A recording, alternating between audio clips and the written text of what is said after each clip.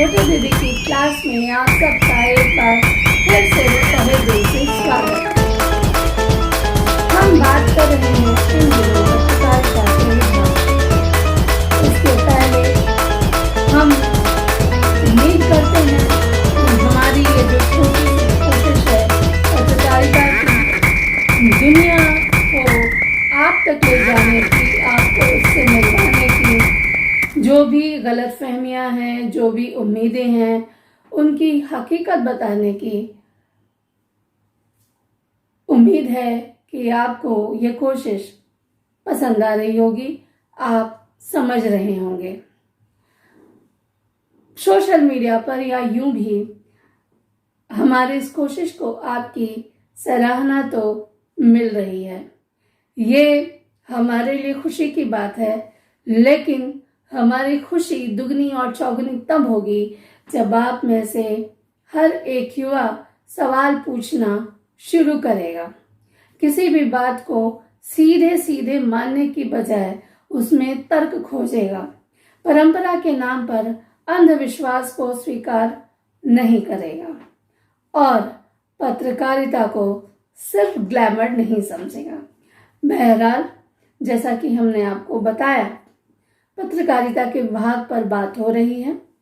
हमने स्थानीय मुद्दों को समझा, स्थानीय पत्रकारों के महत्व को समझा, शिक्षा को समझा, अपराध की दुनिया को समझा, खेल की दुनिया को समझा, राजनीतिक और प्रशासनिक पत्रकारिता के महत्व को समझा और ये जाना कि इस पे काम करना कितना कठिन है। लेकिन पत्रकारिता की जो ये कड़ी है वो बहुत लंबी है। हम एक एक करके कई हिस्सों में आपको इनसे मिलवाने जा रहे हैं। कुछ कड़ियों से तो आप रूबरू हो सके हैं और कुछ की ओर सफर जारी है। तो पत्रकारिता के विभाग की आज जो तीसरी क्लास है, आज इसमें हम आगे चलते हैं और बात करते हैं कुछ और विभागों या बीट की, जो कि पत्रकारिता की दुनिया का बड़ा हिस्सा होते हैं। तो शुरू किया जाए। सबसे पहले आज की क्लास में हम बात शुरू करेंगे स्वास्थ्य पत्रकारिता से। स्वास्थ्य पत्रकारिता यानी सेहत। सेहत है तो सब है, सेहत है तो सब सलामत है। और खासकर पिछले साल से लेकर अब तक जो हालात हैं, उन्होंने हमें सेहत का महत्व बहुत अच्छी तरह समझा दिया है। तो जाहिर सी बात है कि जब बात सेहत की होगी तो स्वास्थ्य बीट की हम बात करेंगे और इसमें किस तरह से पत्रकार कई बार अपनी जान को दांव पे लगाकर काम करते हैं। और विडंबना देखिए कि हर सुविधा जब दी जानी होती है तो पत्रकारों को किस तरह पीछे धकेल दिया जाता है। ये मौसम इसका गवाह है। चलिए बात करते हैं यहीं से। हम सब जानते हैं कि देश में कोरोना फैला हुआ है। पिछले साल जो स्थिति थी, हम सब अपने घरों में बैठे थे। डॉक्टर, पुलिस, सफाई कर्मी और जितने भी जरूरी जो हमारे रक्षक थे वो हमारी रक्षा कर रहे थे। लेकिन इन रक्षकों के अवदान को हमारे देश में कोरोना की जो स्थिति है या किसी भी समस्या की जो स्थिति है, उनको सामने कौन ला रहा था? पत्रकार ला रहे थे। लेकिन विडंबना देखिए कि जब कोरोना वैक्सीन दी जाने लगी है तो उस कतार में पत्रकारों को बहुत पीछे होना पड़ रहा है। कहा भी गया है, हम सबके लिए आवाज़ उठाते हैं, हमारे लिए बोलने वाला कोई नहीं। और हमें कहा जाता है लोकतंत्र का चौथा खंभा। कहते हुए दुख होता है, लेकिन पत्रकारों की सुरक्षा एकदम हाशिए पर डाली गई है और उम्मीदें ऐसी हैं कि हिमालय पर्वत पे चढ़ने जैसा काम है। क्या ये अन्याय नहीं है? मैं ऐसे कई पत्रकार साथियों को जानती हूँ जिन्होंने दांव पे लगाकर अपनी जान को काम किया है और ये भी हुआ है कि कोविड संक्रमित भी हुए हैं।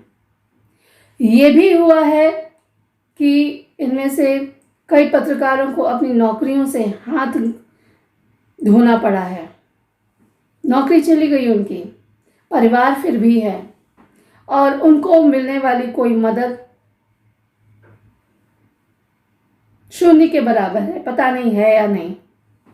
बहुत कुछ हुआ तो कुछ सामाजिक संस्थाओं ने कुछ प्रमाण पत्र देकर अपने कर्तव्य से छुट्टी पा ली। आज जब मैं आपको स्वास्थ्य बीट के बारे में बता रही हूं, तो स्वास्थ्य बीट ही क्यों, हर बीट कवर करने वाले पत्रकार की स्थिति बहुत खराब रही इन दिनों और उनकी ओर किसी ने नहीं देखा। खासतौर से स्वास्थ्य बीट के पत्रकार जिनको अस्पतालों में जाकर रिपोर्टिंग करनी पड़ती है, ऐसी जगहों पर जाना पड़ता है जहां पर संक्रमण की संभावना बहुत ही ज़्यादा है। अभी चुनाव का मौसम है, हमें पता है कि जो चुनाव के दौरान जो राज्य होते हैं जहां चुनाव होता है वे कोरोना प्रूफ होते हैं। अगर किसी को कोविड हो भी गया, अगर किसी नेता को हो गया, ईश्वर न करे कि हो, लेकिन अगर ऐसा कुछ हो गया जैसा कि हुआ है तो उनके लिए बहुत सी सुविधाएं हैं। लेकिन पत्रकारों का क्या, जो इन नेताओं के आगे पीछे घूम रहे हैं, रैलियों में जा रहे हैं, भीड़ में जा रहे हैं, इसलिए नहीं कि उनको कोई शौक है, इसलिए कि ये उनके काम का हिस्सा है। इनके भी अपने परिवार हैं। मैं आपको आज इस मुद्दे पर इसलिए बता रही हूं क्योंकि आपको ये समझना चाहिए कि आप अखबारों में या चैनलों में या वेबसाइट्स पे या कहीं भी जब खबरें देख रहे हैं या जिन नेताओं की जिन रैलियों को आप देख रहे हैं या अस्पतालों की स्थिति को देख रहे हैं, उनके लिए किसी पत्रकार को, किसी खबरची को अपनी जान दांव पे लगानी होती है और नतीजा उसे कुछ नहीं मिलता, उसकी सुरक्षा पर कोई बात नहीं होती। अगर लोकतंत्र के चौथे खंभे की ये अवस्था होगी, उसके साथ इस तरह का न्याय होगा, तो आप पत्रकारों से उम्मीद क्यों करते हैं कि वो आपके लिए आवाज उठाएंगे? क्या ये जनता का कर्तव्य नहीं? बहरहाल हम बात कर रहे हैं क्लास की और स्वास्थ्य बीट के महत्व को समझाने के लिए ही हमने इतनी सारी जो बातें आपसे की वो इसलिए की क्योंकि स्वास्थ्य बीट के पत्रकार को सिर्फ अस्पताल में जाकर या किसी प्रेस कॉन्फ्रेंस में जाकर ऐसी खबर नहीं करनी पड़ती। उन्हें उन तमाम जगहों पे जाना पड़ता है जहां संक्रमण का खतरा बहुत बहुत ज़्यादा होता है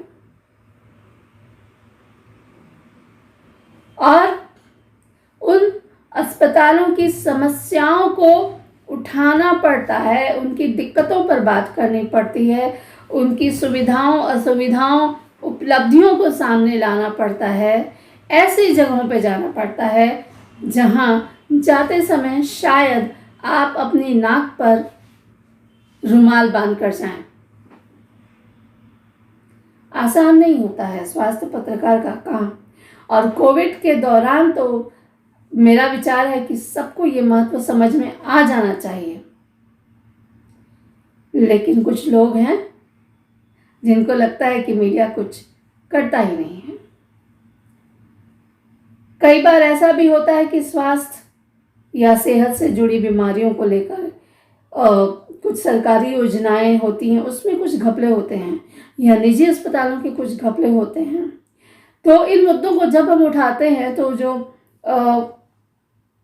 परिवार होता है, जो भी पीड़ित का परिवार होता है, उसको न्याय मिलता है। और ये न्याय दिलवाने में स्वास्थ्य बीट के पत्रकार की बहुत बड़ी भूमिका होती है। वो आपको सचेत करता है, सजग करता है, आपके स्वास्थ्य का ख्याल रखता है। और यकीन मान के चलिए कि जिसने ये 3-4 साल तक बीट कर ली, वो पूरा नहीं तो आधा डॉक्टर हो ही गया। दवाइयों के नाम, बीमारियों के नाम, डॉक्टरों के नाम, अस्पतालों के नाम, वो एकदम यूं करके आपको बता देगा। ऐसा भी हुआ है कि कई बार उसकी वजह से जानें बची हैं लोगों की, क्योंकि उसने एकदम सही समय पर अपने सोर्स का इस्तेमाल किया, उसे अस्पताल में पहुंचाया। ऐसा भी हुआ है कि एक स्वास्थ्य पत्रकार की वजह से जो लाखों का बिल है वो हजारों में आया, क्योंकि उसने अपनी कलम से इस चीज को उठाया। कोई भी बीमारी हो तो सबसे पहले जागरूक कौन करता है? अखबारों के, मीडिया से। क्या किसी डॉक्टर के लिए, क्या किसी सरकार के लिए ये संभव है कि वो घर घर जाकर सबको बताए कि ये समस्या है, या आपको इस तरह की सावधानियां रखनी पड़े?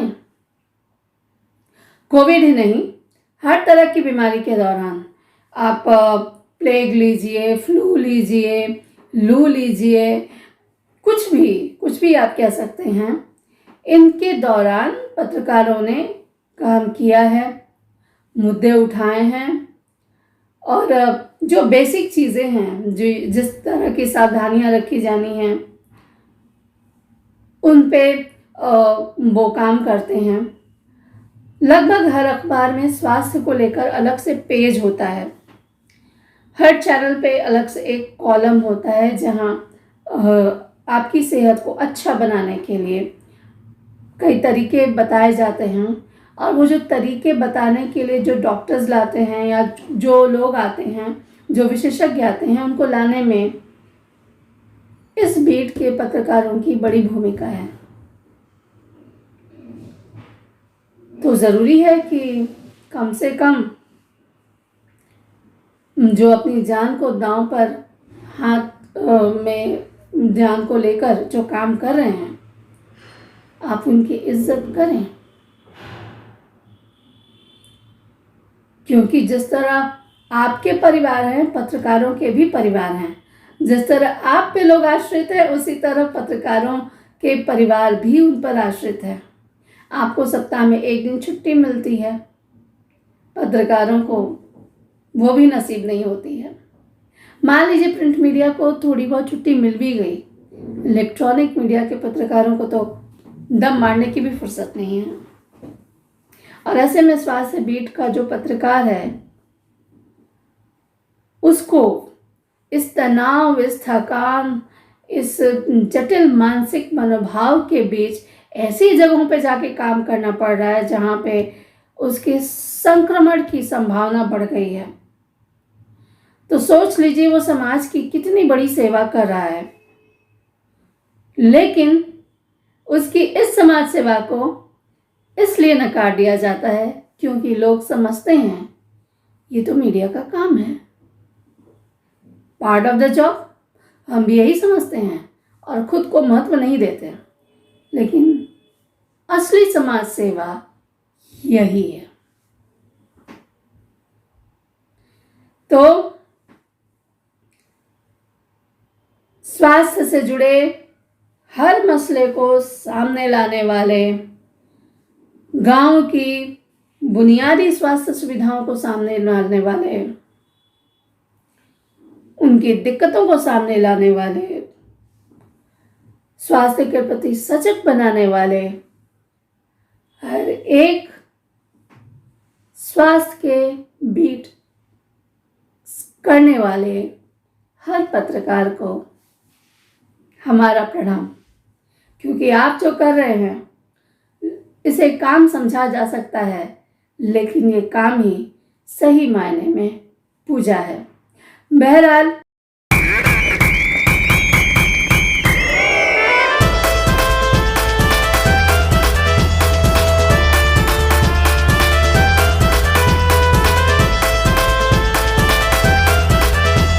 हम आगे चलते हैं और आपको बताते हैं आज की अगली बीट के बारे में। आज की अगली बीट है, पैसा कमाना किसको अच्छा नहीं लगता। क्यों, पैसे का नाम सुनते ही मजा आ गया। चलिए पैसे पे ही बात करते हैं। तो जब जेब में रुपए हो ना, जब जेब में पैसे हो तो हर एक चीज अच्छी लगती है, और जब आप ठन ठन गोपाल हो तो कुछ भी अच्छा नहीं लगता। इस बात को यकीन मानिए, ऐसा है, आप इसे महसूस कर सकते हैं। तो जाहिर सी बात है, व्यापार क्षेत्र जो हम बात कर रहे हैं, जिनकी अर्थव्यवस्था किसी भी समाज की, किसी भी देश की रीढ़ की हड्डी है। हम चाहें जितनी भी नैतिकता झाड़ें, जितने भी कायदे कानून की बातें करें, लेकिन जब बात रोजगार की होगी तो रोजगार देने में जो पहला नाम आएगा वो उद्योग जगत का ही होगा। खासतौर से इस देश में जिसकी आबादी 1 अरब को पार कर गई हो, वहाँ किसी भी सरकार के लिए मुमकिन नहीं है कि देश के हर व्यक्ति को रोजगार दे। इस पर मुफ्तखोरी की संस्कृति ने और कबाड़ा कर दिया है। दिक्कत यह है कि सुविधाएं सबको चाहिए, लेकिन खर्च कोई नहीं करना चाहता है। लेकिन जब आप खर्च करेंगे नहीं तो आपके देश की अर्थव्यवस्था आगे कैसे बढ़ेगी? इस चीज को समझना, व्यापार जगत के महत्व को समझना बहुत ज़रूरी है। और उद्योग जगत में भी जो अलग अलग चेंबर्स होते हैं उनको समझना, उनकी नीतियों को समझना, आपकी सेविंग्स कहाँ सही रह सकती हैं, आपके लिए सरकार कौन सी योजनाएं ला रही हैं, बैंक क्या कर रहे हैं, रेपो रेट घट रहा है कि बढ़ रहा है, आप किस तरह का हाउसिंग लोन लेंगे तो आपके लिए अच्छा होगा, आप कहाँ इन्वेस्ट करेंगे कि आपके बच्चे को अच्छी शिक्षा मिले, ये कौन बताता है? ये बताते हैं व्यापार जगत को कवर करने वाले पत्रकार। शेयर बाजार, सराफा बाजार और सोने चांदी के भाव से लेकर पेट्रोल और डीजल की चढ़ती गिरती कीमतों का अंदाज़ा, इसके आम आदमी को सजग करना कि देखिए सोना गिर रहा है, सोना गिर रहा है, सोना सस्ता होगा तो आपने सोना खरीद कर रख लिया। तो ये बहुत अच्छा क्षेत्र है, लेकिन इसमें जो है कि देश विदेश की आर्थिक गतिविधियां हैं, राज्य की आर्थिक गतिविधियां हैं, बजट हैं, बजट को समझना ज़रूरी होता है। तो हम जो समझते हैं या हम जो कहना चाहते हैं कि इसमें टेक्निकल टर्म्स बहुत होते हैं। और अगर हिंदी की बात करें तो हिंदी में व्यापार जगत को महत्व दिया जाता है, लेकिन अंग्रेजी में जिस तरह से खबरों को कवर किया जाता है टेक्निकल टर्म्स समझा के, वो चीज़ ज़रा सी कम है। क्योंकि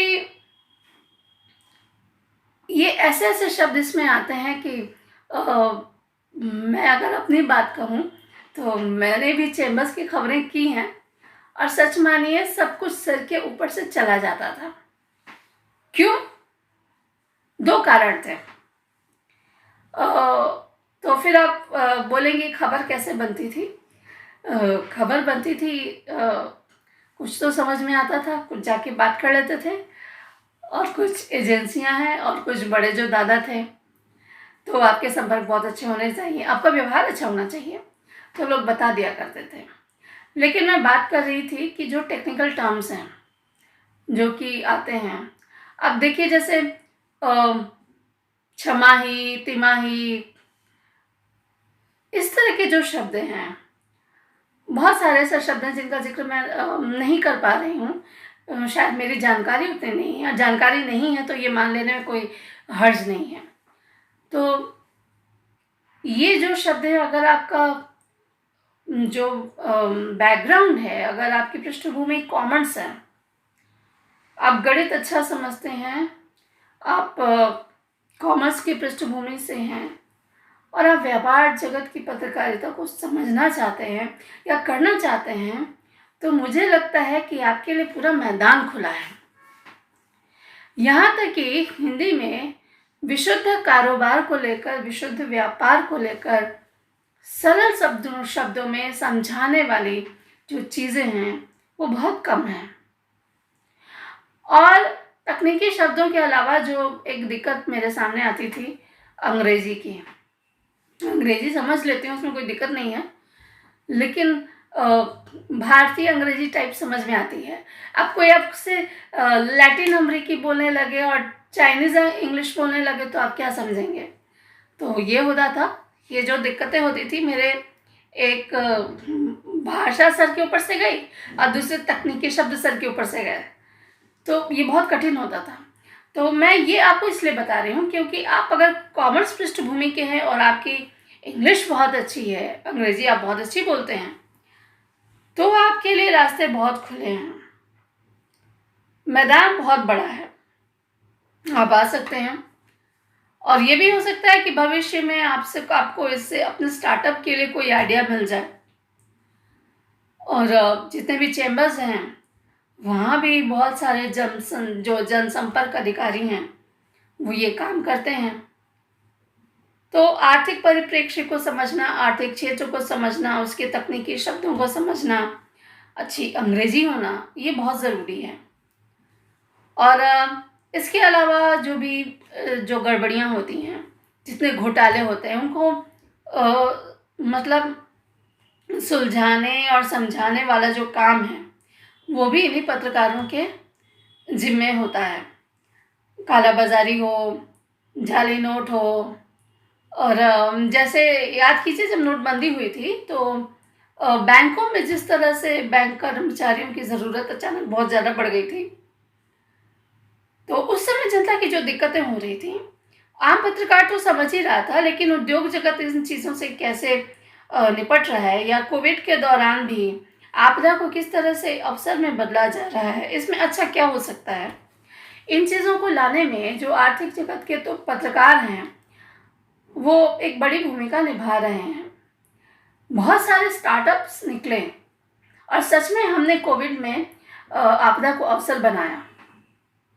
ऐसी मशीनें निकली, सैनिटाइज़र निकले, और भारत की जो अर्थव्यवस्था है उसको सक्षम बनाने में कहीं भी पीछे नहीं रहे हम। किसी गरीब को ये बताना कि डाकघर में किस तरह की योजनाएं हैं या सरकार की कौन सी योजनाएं हैं जो उसकी मुश्किलों को आसान कर सकती हैं, एक तरह से यूँ कहें कि वित्तीय शिक्षा देना, ये भी जो व्यापार जगत के जो पत्रकार हैं उनकी एक बड़ी भूमिका है। तो कहने का मतलब ये है कि व्यापार जगत का जो पत्रकार होता है वो एक बहुत महत्वपूर्ण काम कर रहा होता है, और लोगों को सजग बनाना, मुझे तो ये लगता है कि पत्रकारों को अभी इस बात पे फोकस करना चाहिए कि लोगों को समझाइए कि ये जो मुफ्त संस्कृति है इससे हमारी अर्थव्यवस्था को कितना बड़ा धक्का पहुंच रहा है। नहीं समझे, हम ऐसे समझाते हैं। मैं साहित्य की दुनिया से हूं तो साहित्य की ही बात करूंगी। तो समझिए अभी क्या होता है कि हमारे पास जो भी किताबें आती हैं, या भाईचारे में बहुत सारे आयोजन चले जाते हैं, समीक्षाएं लिखी जाती हैं, ठीक है।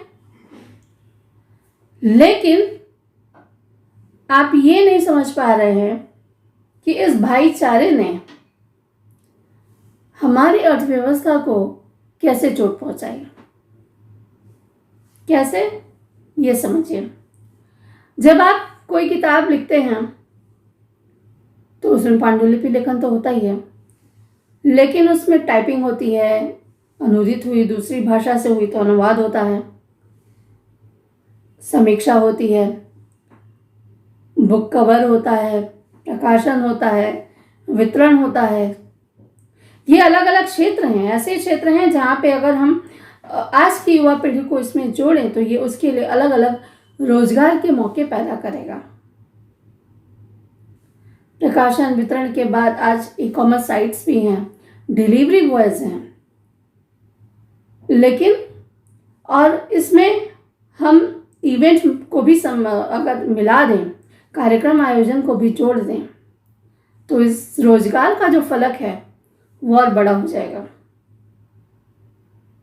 तो सोचिए, जब आप मुफ्त संस्कृति का प्रचार करते हैं तो दरअसल आप इतने लोगों का रोजगार मार रहे होते हैं, सिर्फ अपने 100 या 200 रुपए बचाने के लिए।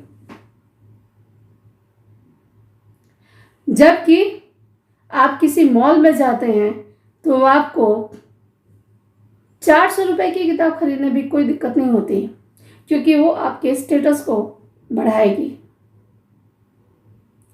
तो कहीं ना कहीं हमें सोचने समझने की ज़रूरत है कि हम ऐसा क्यों कर रहे हैं, और इस चीज़ को समझाने में व्यापार जगत का पत्रकार बड़ी भूमिका निभा सकता है, खासतौर से स्टार्टअप्स को बढ़ावा देकर, उनके लिए जो दिक्कतें हैं उनको आसान बनाकर, उनकी समस्याएं सरकार तक समझाकर। तो एक बड़ी भूमिका है व्यापार क्षेत्र के पत्रकार की, जो आपको विचारधारा बदलने और एक नए रास्ते पर आगे चलने को प्रेरित कर सकता है। अब हम आगे बढ़ते हैं।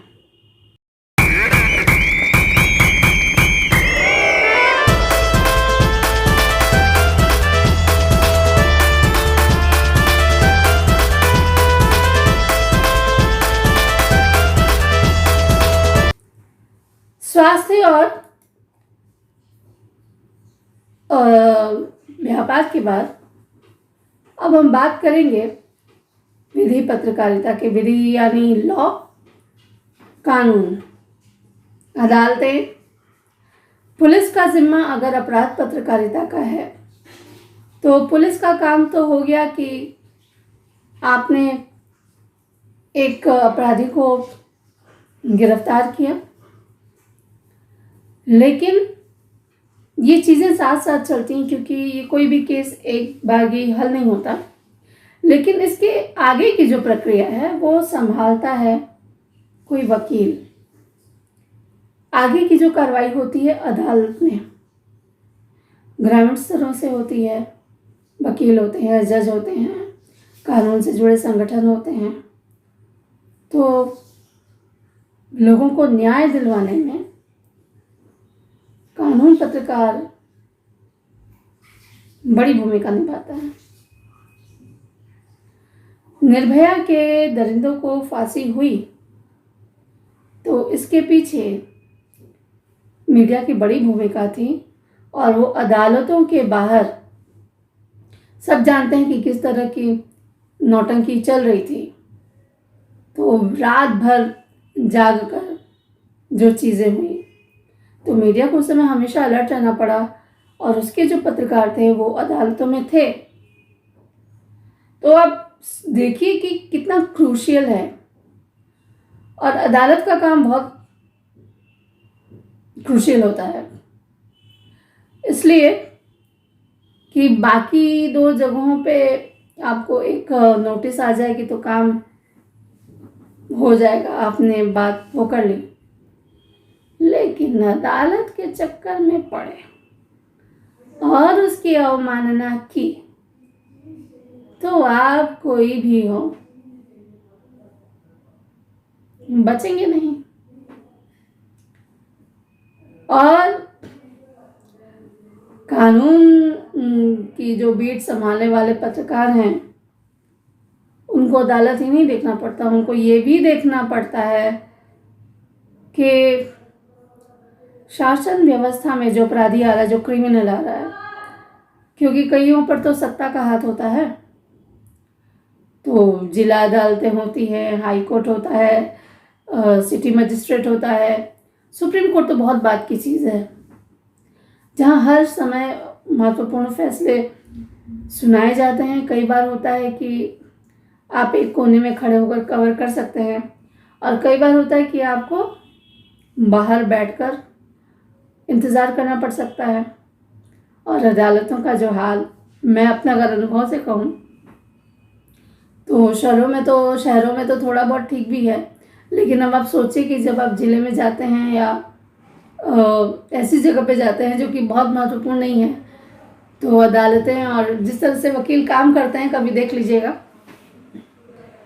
तो जिनके सपनों में आते हैं कि बड़े बड़े चेम्बर्स जो फिल्मों में दिखाए जाते हैं, वो सिर्फ जाके देख लें।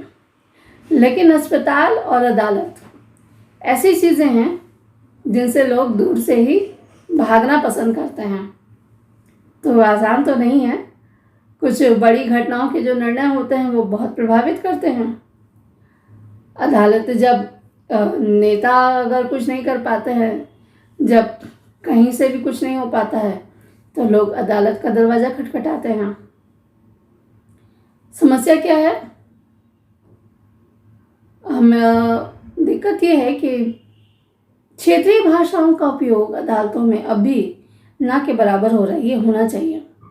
अगर आप न्याय को देश के हर अंतिम व्यक्ति तक पहुंचाने की बात करते हैं, तो मुझे लगता है कि अंग्रेजी से अधिक हिंदी और क्षेत्रीय भाषाओं में फैसले लिखे और सुनाए जाने, नोटिस देने की व्यवस्था होनी चाहिए,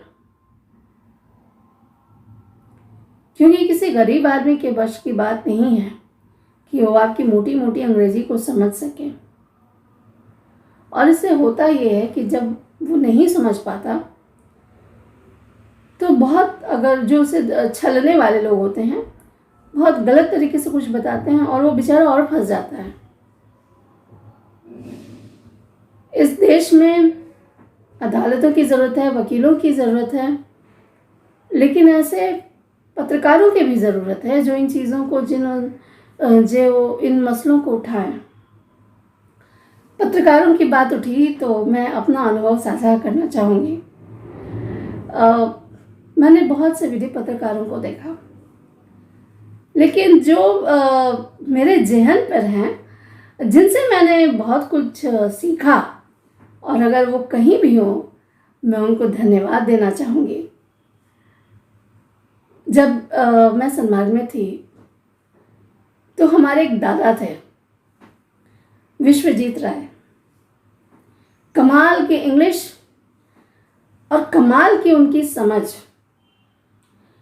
मतलब कभी कभी हम बोलते थे कि इनको तो टीचर होना चाहिए और वो बहुत स्नेह दिया करते थे। मैंने उनसे बहुत कुछ सीखा है। तो कहीं भी वो ये वीडियो देख रहे हों तो मेरा धन्यवाद समझे कि उनका मेरा धन्यवाद उन तक पहुंच जाए, क्योंकि बहुत सारी ऐसी चीज़ें हैं, कि बहुत सारी ऐसी बातें हैं जो कि वो इतने अच्छे थे कि हम लोग उनसे बात कर पाते थे, समझ पाते थे। लेकिन मीडिया का दुर्भाग्य देखिए कि जो भी अच्छे पत्रकार होते हैं, न जाने क्यों उनकी कदर नहीं की जाती। मैं ये दादा को लेकर नहीं बोल रही हूँ, लेकिन ऐसा होता है। तो ये याद अचानक आ गई, क्योंकि अगर विधि या कानून की बात की जाए तो वो एक ऐसे पत्रकार थे जिनको एक आइकॉन की तरह रखा जा सकता था, जो कानून को समझते थे और जो हर खबर एकदम समझ के करते थे और समझाते भी थे। तो इससे होता क्या है, जो ऐसे समझा पाता है व्यक्ति, आम आदमी उस छोटी सी छोटी चीज़ को समझता है। क्योंकि अदालतों के फैसले का जो भी है असर होता है वो सिर्फ एक व्यक्ति तक नहीं पहुंचता, वो आपके समाज को प्रभावित करता है, संप्रदाय, प्रदेश और देश पे उसका असर पड़ता है। और ये भी होता है कि कई बार दबाव पड़ने के कारण जो मामले बंद कर दिए जाते हैं उनको खुलवाने में कानून के पत्रकारों की बड़ी भूमिका है। लेकिन अब मेरे जैसे व्यक्ति के लिए कोई कहे तो मेरे लिए ये एक ऐसी जगह थी जो मुझे कभी रास नहीं आई। कारण है क्योंकि मैंने शिक्षा भेंट की थी और मुझे बच्चों के साथ रहना अच्छा लगता है, यूथ के साथ अच्छा लगता है। और जब आप अदालत में जाएंगे तो काले कोट के सिवा और काले सिर के सिवा कुछ दिखता ही नहीं है। वैसे ही जैसे अस्पताल में सफेद कोट के सिवा कुछ दिखता ही नहीं है। लेकिन ये मजाक था और वो सिर्फ मेरे लिए नहीं, मेरे लिए ही था, तो इसको यही तक रखिए। लेकिन गंभीरता के साथ कहूँ तो इसे यानी क्षेत्र को बहुत महत्व दिया जाना जरूरी है। मुझे लगता है कि हिंदी अखबारों में या किसी भी हिंदी मीडिया में ऐसा कॉलम होना चाहिए जहां कानून को सरल शब्दों में समझाया जा सके। वकीलों वाली भाषा नहीं, आम आदमी वाली भाषा जो आम आदमी के लिए हो। और क्षेत्रीय भाषाओं में फैसलों को, नोटिसों को लाने की बात तो मैंने आपसे कही ही, क्योंकि जब ये चीजें लोग कानून समझेंगे ना तो उनकी मुश्किलें कम होंगी। और इससे भी ज़्यादा ज़रूरी है कि अदालत जो फैसला देती है उसे लागू करने के लिए भी कदम उठाए जाएं, और नहीं हो तो इस बीट के पत्रकार इस मामले को उठाएं। और सबसे बड़ी बात है, चूंकि ये अपराध और कानून ऐसे क्षेत्र हैं जो मुझे लगता है, जो निजी तौर पे लगता है कि इस बीट के पत्रकारों को महत्व ज़्यादा मिलना चाहिए, क्योंकि ये हकदार हैं इसके। मैं मानती हूँ कि राजनीतिक और प्रशासनिक पत्रकारिता बहुत ज़रूरी है, लेकिन ये जो पत्रकार जो होते हैं ना, स्वास्थ्य के पत्रकार या अपराध के पत्रकार और अदालतों को जो कवर कर रहे होते हैं, ये ऐसे क्षेत्र हैं जो जान को हथेली पर लेकर काम कर रहे हैं। बहुत मेहनत है, यकीन मानिए। ऐसे घंटों 5-6 घंटे तक लगातार खड़े रहना ये आसान काम नहीं है। ऐसी किसी जगह पे जहाँ आपका कोई भरोसा ही नहीं है कि कौन आपकी सुरक्षा करेगा, कौन आपके आगे है, कौन आपके पीछे है, आप जानते ही नहीं है कौन सी बीमारी कब कहाँ है, कब किसको पकड़ेगी, कोई जानता ही नहीं है। तो ऐसे लोग जो जान को हथेली पे रख के काम कर रहे हैं उनको महत्व मिलना ही चाहिए, उनकी सुविधाएं बढ़ाई जानी चाहिए। आप उनको अलग से प्रोटेक्शन दीजिए। आप नेताओं को जिस तरह से प्रोटेक्शन दे देते हैं तो किसी पत्रकार को क्यों नहीं मिल सकता। मुझे लगता है कि आप में से बहुतों को यह हास्यास्पद लग सकता है, लेकिन आप देखिए कि एक नेता पर अगर हमला होता है तो तुरंत उसको केंद्र से या राज्य से सुरक्षा मिलती है, लेकिन यही पत्रकार भी मार खाते हैं, उनको भी चोट लगती है, उनके लिए कोई सुरक्षा नहीं, बल्कि उनको ये कहा जाता है कि अपनी नाक की चोट को जरा सा ऐसे दिखाओ कि हमें और टीआरपी मिले। बहुत से चैनल ऐसा करते हैं, मैं सबकी बात नहीं कर रही, लेकिन होता तो है। ये मीडिया हाउसेस की भी जिम्मेदारी है। ये जो प्रेस पत्रकारों के जो संगठन है, प्रेस क्लब जैसे संगठन है, उनकी भी जिम्मेदारी है। राज्य और केंद्र सरकारों की भी जिम्मेदारी है। जो पत्रकार जिस क्षेत्र में है उसमें प्रवेश करते ही या न्यूनतम 1 या 2 साल का अनुभव होते ही आप उसको वो सुविधाएं दीजिए। तब आप उम्मीद कीजिए किसी पत्रकार से कि वो अपने काम को बेहतर करे। तो हमने आपको कानून की पत्रकारिता का महत्व समझाया। अपराध पत्रकारिता की तरह इसमें भी कानूनी धाराओं का ज्ञान होना बहुत ज़रूरी है। वकीलों के जितने नंबर होंगे आपके पास अच्छा है। मानवाधिकार आयोग जो हैं, जितने भी इस तरह के संस्थान हैं काम कर रहे हैं, उनको लीजिए। जो अधिकार हैं उनको जानिए। संस्थाएं काम कर रही हैं, अलग अलग उनके चार्टर्स होते हैं। संयुक्त राष्ट्र किस लिए काम करता है, किस तरह से काम करता है, उनके क्या नियम हैं, बच्चों को लेकर रिपोर्टिंग किस तरह से होती है। और यहाँ जो मुझे एक शिकायत है पत्रकारों से, एक नियम है, एक नैतिकता का भी तकाजा है कि किसी भी दुष्कर्म पीड़िता का नाम नहीं दिया जाना चाहिए, तस्वीरें नहीं दिया जाना चाहिए। यहाँ तक कि मैं अदालती पत्रकारिता नहीं करती थी, लेकिन जब भी किसी एनजीओ के जरिए भी काम करती थी तो नाम परिवर्तित करके ही देती थी।